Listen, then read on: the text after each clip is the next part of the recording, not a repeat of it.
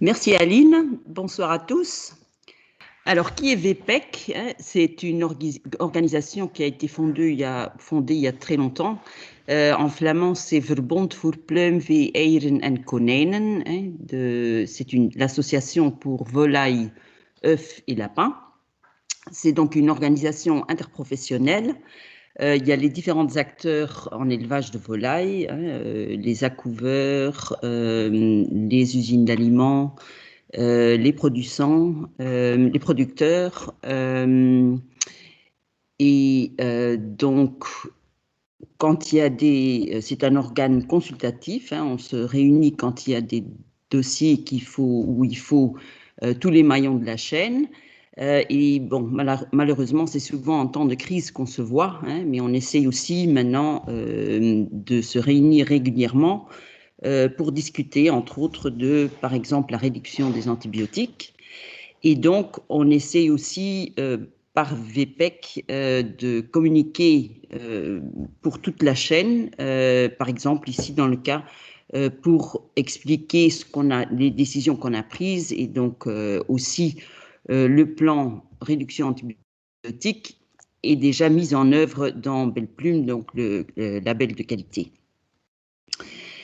Et donc, moi, je suis ici comme représentant de VPEC.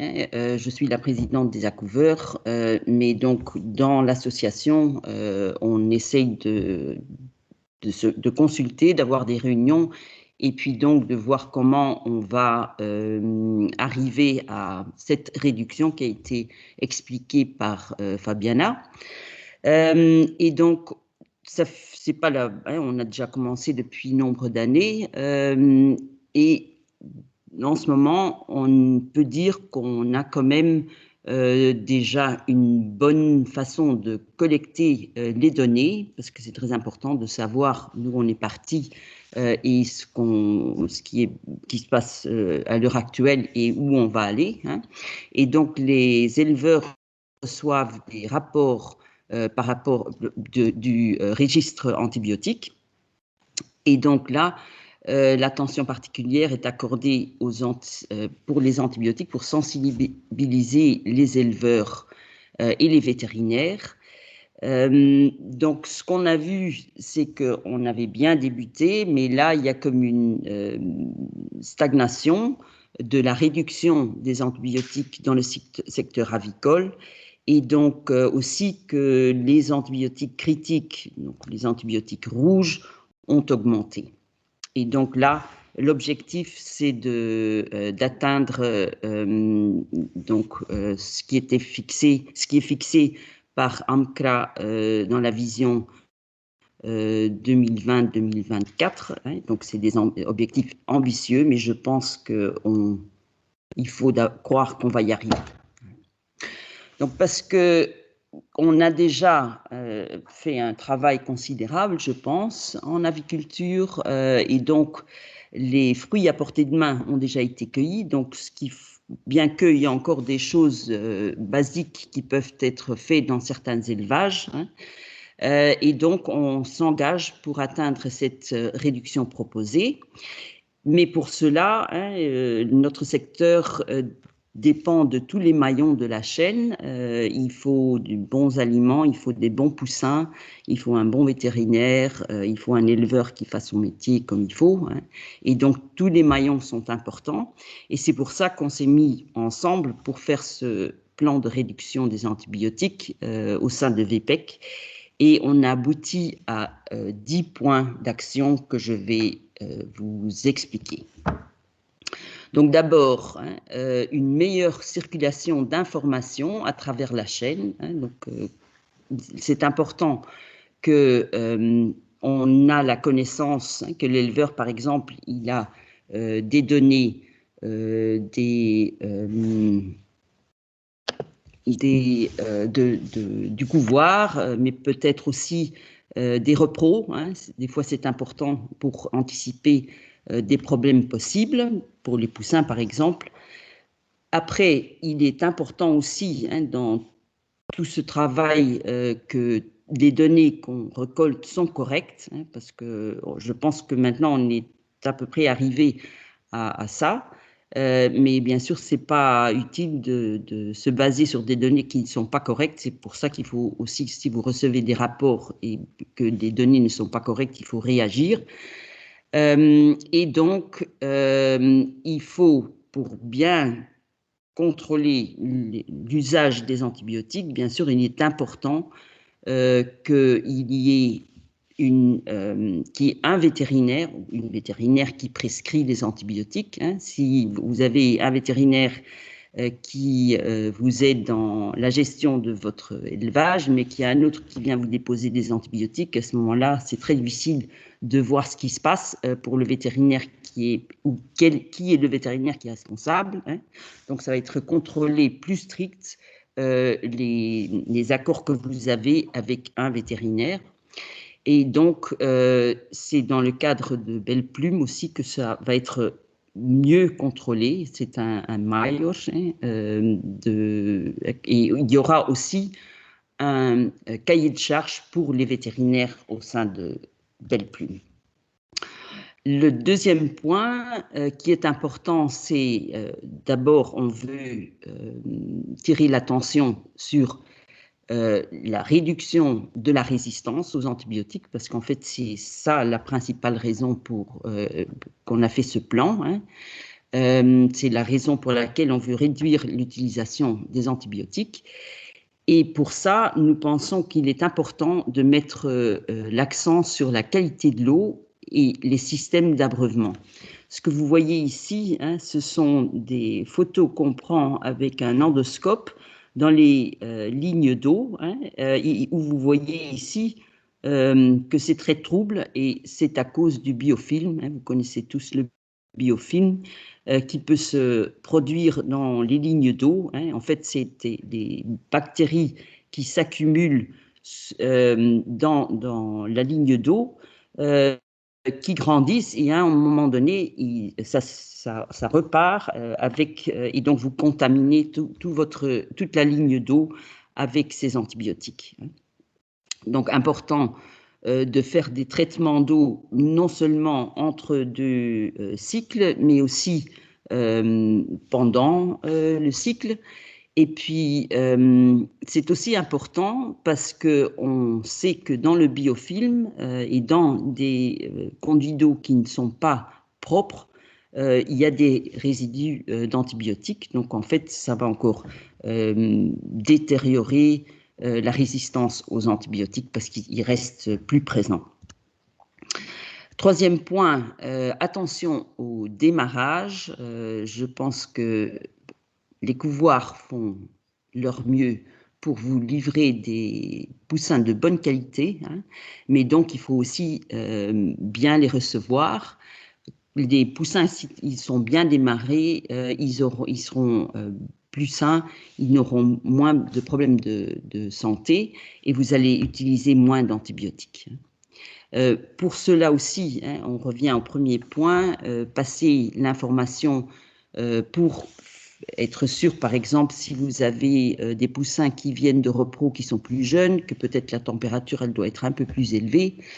L'importance aussi, c'est donc on va vous donner le couvoir peut vous donner des informations sur l'âge des repros, mais aussi s'il y a eu des problèmes avec d'autres lots qui viennent des mêmes repros, hein, même sur l'utilisation d'antibiotiques, les vétérinaires concernés peuvent se parler entre eux, hein, le vétérinaire du couvoir avec votre vétérinaire à l'élevage, et donc bien préparer tout pour recevoir les poussins. Ça commence avec un bon nettoyage et désinfection du bâtiment, du matériel. La température ambiante doit être préparée pendant quelques jours à l'avance pour avoir la bonne température du sol. La ventilation, c'est important, et aussi, bien sûr, pourvoir assez des aliments et de l'eau de bonne qualité. Après, on sait que l'utilisation d'antibiotiques en volaille, c'est surtout, si on parle de poulet de chair, c'est surtout la première semaine, mais aussi une partie importante, c'est dans les semaines de 3 à 5 semaines. Hein, et là, c'est surtout pour des raisons de santé intestinale, c'est la clé de la bonne performance. Et donc, il faut faire en sorte que dès le début, il y a une bonne flore intestinale. Et c'est pour ça qu'il faut établir un protocole pour décider quand est-ce qu'on aura besoin d'antibiotiques. Je vais vous montrer l'arbre de décision qu'on peut utiliser. Et aussi, de plus en plus, on veut des scores mesurables, aussi bien à l'élevage qu'à l'abattoir. Hein, comme vous voyez ici, les scores lésionnels sur les pattes.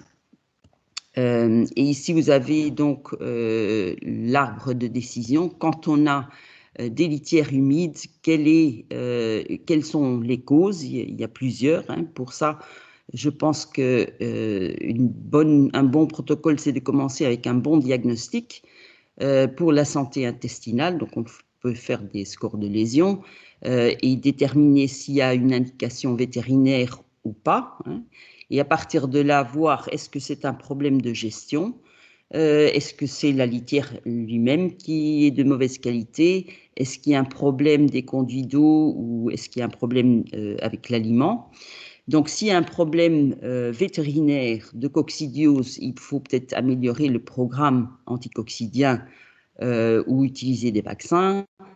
Si c'est des problèmes de dysbactériose, il faut rechercher les causes, coccidiose, virus, ou est-ce que c'est l'aliment qui a besoin qui a mauvaise structure, est-ce qu'il faut mettre d'autres additifs, hein. Et donc, avec cet arbre de décision, on peut prendre les bonnes mesures pour régler le problème sans avoir recours à utiliser des antibiotiques. Hein. Aussi, ça c'est pour les vétérinaires qui peuvent faire le score lésionnel pour avoir une idée de la santé intestinale.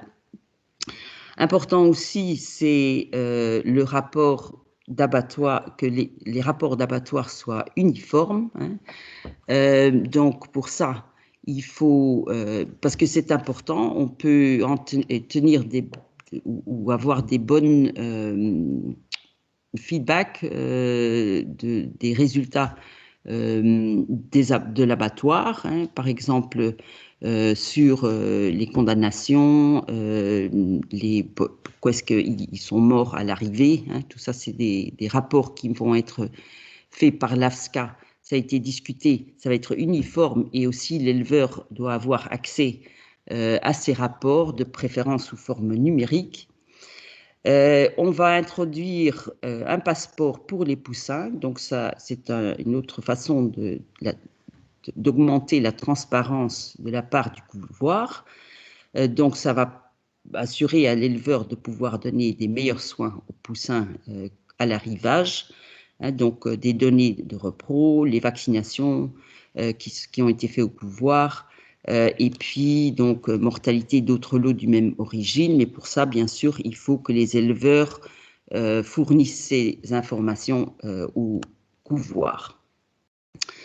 Alors après, le plan d'action pour les utilisateurs problématiques, ici vous voyez le rapport de Belle Plume que vous recevez, que tous les éleveurs reçoivent, et à partir de là, pour les entreprises rouges, on va faire un plan d'action qui est déjà décrit dans Belle Plume, hein, et donc avec le vétérinaire de l'entreprise, il faut élaborer ce programme et ça sera signé par l'éleveur, le vétérinaire, mais aussi on va demander l'appui du couloir et l'usine d'aliments parce que des fois on sait qu'il y a des problèmes de ce côté-là et donc pour arriver à des bons résultats, on demande la collaboration de toute la chaîne.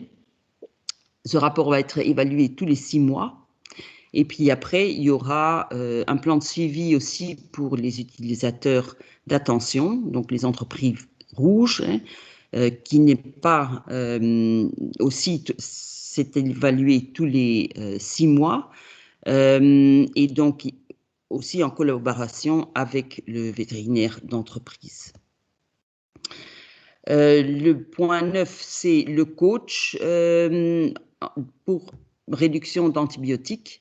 Les entreprises rouges qui n'arrivent pas à améliorer leur statut peuvent faire appel à un coach, donc quelqu'un qui va réunir, c'est en fait un facilitateur, un modérateur qui va entamer et continuer la discussion entre les différentes, l'éleveur, le vétérinaire, peut-être le couvoir, l'usine d'aliments, et puis engager des experts. Et donc, c'est important de garder une bonne relation entre l'éleveur, le vétérinaire et ce coach. Et donc, 10e point, c'est partage d'informations sur l'utilisation correcte d'antibiotiques pour partager les bonnes expériences et pour aussi bénéficier des conseils de différents cas, publier des articles, faire des réunions et donc Belle Plume va s'en charger aussi pour diffuser ces informations dans tous les liens de la colonne. Alors, les prochaines étapes, c'est la mise en œuvre dans le cahier des charges. C'est déjà mis en place, donc ça a commencé déjà. Et donc, l'objectif, c'est d'atteindre la réduction proposée en 2024. Et donc, on espère arriver à avoir maximum 1% d'utilisateurs d'alarme. Donc, c'est un plan ambitieux et réduction d'antibiotiques, mais toujours avec le respect pour la santé animale et le bien-être, bien sûr. Et je pense qu'on peut y arriver avec ces 10 points si toute la colonne avicole s'engage pour travailler et atteindre ce but ensemble. Avec ça, je vous remercie pour votre attention et si vous avez des questions, je vais essayer de répondre.